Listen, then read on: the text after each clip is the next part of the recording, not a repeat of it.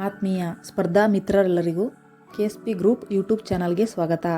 Friends, ಇವತ್ತಿನ ದಿನ ನಾವು ಅರ್ಥಶಾಸ್ತ್ರದ ಪ್ರಮುಖ ಪ್ರಶ್ನೆಗಳನ್ನು ನೋಡೋಣ. ಪ್ರಶ್ನೆಗಳನ್ನು ನೋಡೋದಕ್ಕಿಂತ ಮುಂಚೆ ನೀವೇನಾದರೂ ನಮ್ಮ ಚಾನಲ್ಗೆ ಹೊಸಬರಾಗಿದ್ದರೆ ದಯವಿಟ್ಟು ಸಬ್ಸ್ಕ್ರೈಬ್ ಮಾಡಿ ಮತ್ತು ವಿಡಿಯೋ ಇಷ್ಟ ಆದರೆ ಲೈಕ್ ಆ್ಯಂಡ್ ಶೇರ್ ಮಾಡಿ. ಮೊದಲನೇ ಪ್ರಶ್ನೆ, ಬೇಡಿಕೆ ನಿಯಮದ ಪ್ರಕಾರ ಬೆಲೆ ಹೆಚ್ಚಾದಾಗ ಏನಾಗುತ್ತದೆ? ಆಪ್ಷನ್ ಎ, ಬೇಡಿಕೆ ಹೆಚ್ಚಾಗುತ್ತದೆ. ಆಪ್ಷನ್ ಬಿ, ಬೇಡಿಕೆ ಬದಲಾಗುವುದಿಲ್ಲ. ಆಪ್ಷನ್ ಸಿ, ಬೇಡಿಕೆ ಕುಸಿಯುತ್ತದೆ. ಆಪ್ಷನ್ ಡಿ, ಯಾವುದೂ ಅಲ್ಲ. ಫ್ರೆಂಡ್ಸ್, ಈ ಪ್ರಶ್ನೆಗೆ ಸರಿಯಾದ ಉತ್ತರವನ್ನು ನಾನು ವಿಡಿಯೋದ ಕೊನೆಯಲ್ಲಿ ಹೇಳ್ತೀನಿ. ಅಲ್ಲಿವರೆಗೂ ಸ್ಟೇ ಟ್ಯೂನ್. ಎರಡನೇ ಪ್ರಶ್ನೆ, ಭಾರತದ ಯೋಜನಾ ಆಯೋಗವನ್ನು ಯಾವಾಗ ಸ್ಥಾಪಿಸಲಾಯಿತು? Option A 1952, option B 1955, option C 1950, option D 1953.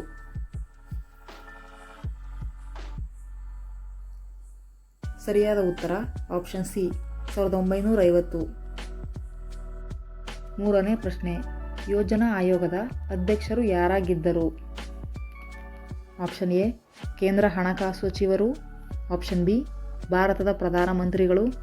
Option C ಭಾರತದ ರಾಷ್ಟ್ರಪತಿಗಳು. ಆಪ್ಷನ್ ಡಿ ಕೇಂದ್ರ ಗೃಹ ಸಚಿವರು.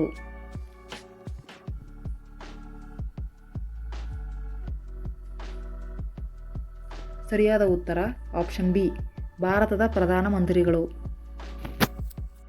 ನಾಲ್ಕನೇ ಪ್ರಶ್ನೆ, ಯೋಜನಾ ಆಯೋಗದ ಪ್ರಪ್ರಥಮ ಅಧ್ಯಕ್ಷರು ಯಾರು? Option A Jawaharlal Nehru.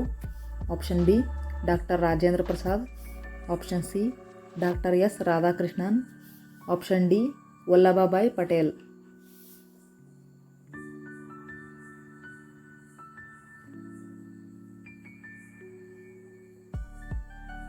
ಸರಿಯಾದ ಉತ್ತರ ಆಪ್ಷನ್ ಎ ಜವಾಹರಲಾಲ್ ನೆಹರು. ಐದನೇ ಪ್ರಶ್ನೆ, ಸೆನ್ಸೆಕ್ಸ್ನ ಹೆಚ್ಚಳ ಎಂದರೆ? ಆಪ್ಷನ್ ಎ BSEದಲ್ಲಿ ನೋಂದಾಯಿತವಾಗಿರುವ ನಿರ್ದಿಷ್ಟ ಕಂಪನಿಯೊಂದರ ಎಲ್ಲ ಷೇರುಗಳ ಬೆಲೆಗಳಲ್ಲಿ ಹೆಚ್ಚಳವಾಗುವುದು. ಆಪ್ಷನ್ ಬಿ BSEಯಲ್ಲಿ ನೋಂದಾಯಿತವಾಗಿರುವ ಹೆಚ್ಚು ಕಡಿಮೆ ಎಲ್ಲ ಕಂಪನಿಗಳ ಷೇರುಗಳ ಬೆಲೆಗಳಲ್ಲಿ ಹೆಚ್ಚಳವಾಗುವುದು. ಆಪ್ಷನ್ ಸಿ NSEಯಲ್ಲಿ ನೋಂದಾಯಿತವಾಗಿರುವ ಎಲ್ಲ ಕಂಪನಿಗಳ ಷೇರುಗಳ ಬೆಲೆಗಳಲ್ಲಿ ಹೆಚ್ಚಳವಾಗುವುದು. ಆಪ್ಷನ್ ಡಿ ಯಾವುದೂ ಅಲ್ಲ.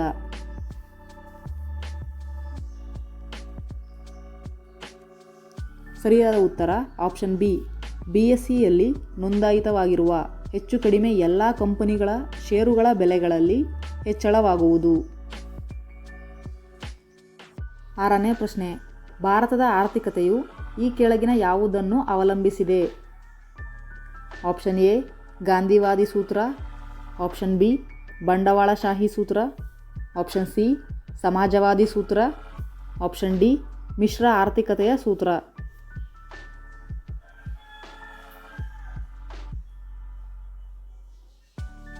ಸರಿಯಾದ ಉತ್ತರ ಆಪ್ಷನ್ ಡಿ ಮಿಶ್ರ ಆರ್ಥಿಕತೆಯ ಸೂತ್ರ. ಏಳನೇ ಪ್ರಶ್ನೆ, ಭಾರತದಲ್ಲಿ ಮ್ಯೂಚುವಲ್ ಫಂಡ್ ಮತ್ತು ಷೇರು ಮಾರುಕಟ್ಟೆಯ ನಿಯಂತ್ರಣ ಅಧಿಕಾರ ಯಾರಿಗಿದೆ?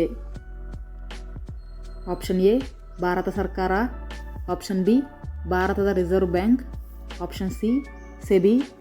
ಆಪ್ಷನ್ ಡಿ ಷೇರು ವಿನಿಮಯ ಕೇಂದ್ರಗಳು.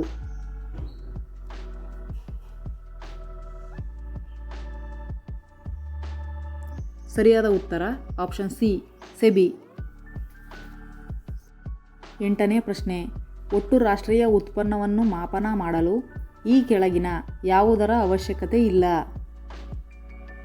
ಆಪ್ಷನ್ ಎ ನಾಗರಿಕರ ತಲಾ ಆದಾಯ. ಆಪ್ಷನ್ ಬಿ ನಿವ್ವಳ ವಿದೇಶಿ ಹೂಡಿಕೆ. ಆಪ್ಷನ್ ಸಿ ಸರ್ಕಾರದಿಂದ ವಸ್ತುಗಳ ಖರೀದಿ. ಆಪ್ಷನ್ ಡಿ ಖಾಸಗಿ ಹೂಡಿಕೆ.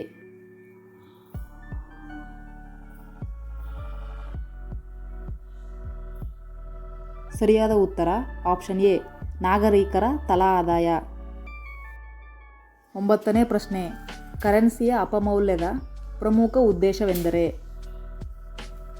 ಆಪ್ಷನ್ ಎ ಆಮದಿಗೆ ಉತ್ತೇಜಿಸುವುದು. ಆಪ್ಷನ್ ಬಿ ಆಮದು ಮತ್ತು ರಫ್ತನ್ನು ಉತ್ತೇಜಿಸುವುದು. ಆಪ್ಷನ್ ಸಿ ರಫ್ತನ್ನು ಉತ್ತೇಜಿಸುವುದು.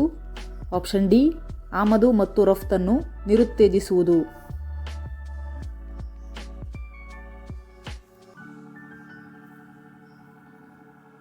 ಸರಿಯಾದ ಉತ್ತರ ಆಪ್ಷನ್ ಸಿ, ರಫ್ತನ್ನು ಉತ್ತೇಜಿಸುವುದು. 10ನೇ ಪ್ರಶ್ನೆ, ಭಾರತದ ರಾಷ್ಟ್ರೀಯ ಆದಾಯಕ್ಕೆ ಅತಿ ಹೆಚ್ಚಿನ ಕೊಡುಗೆ ನೀಡುವ ಕ್ಷೇತ್ರವೆಂದರೆ? ಆಪ್ಷನ್ ಎ ಪ್ರಾಥಮಿಕ ವಲಯ, ಆಪ್ಷನ್ ಬಿ ತೃತೀಯ ವಲಯ, ಆಪ್ಷನ್ ಸಿ ದ್ವಿತೀಯ ವಲಯ, ಆಪ್ಷನ್ ಡಿ ಯಾವುದೂ ಅಲ್ಲ.